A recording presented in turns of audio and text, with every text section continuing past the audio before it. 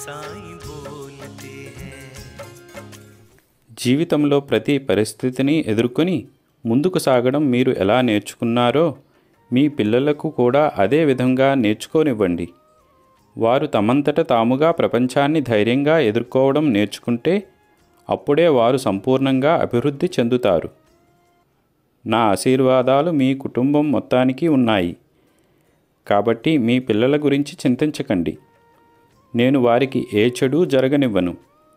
కానీ వారు జీవితంలో భిన్నమైన పరిస్థితులను అనుభవిస్తున్నారని మీరు నిర్ధారించుకోవాలి. మీ పరిస్థితుల నుండి పారిపోవడం ద్వారా మీరు జీవితంలో ఏమీ సాధించలేరు. అందుకే వారి పరిస్థితిని వారినే ఎదుర్కోనివ్వండి. నా ఆశీస్సులతో అంతా సవ్యంగా జరుగుతుంది. త్వరలో నేను సీతాకోకచిలుక రూపంలో మిమ్మల్ని కలుస్తాను. ఎప్పుడూ ఎవరికీ అబద్ధం చెప్పకండి. నా దృష్టి ఎల్లప్పుడూ మీపైనే ఉంటుంది. కాబట్టి మీ కర్మలను సరిగా చూసుకోండి. ఎల్లప్పుడూ నవ్వుతూ సంతోషంగా ఉండండి. అల్లా మాలిక్.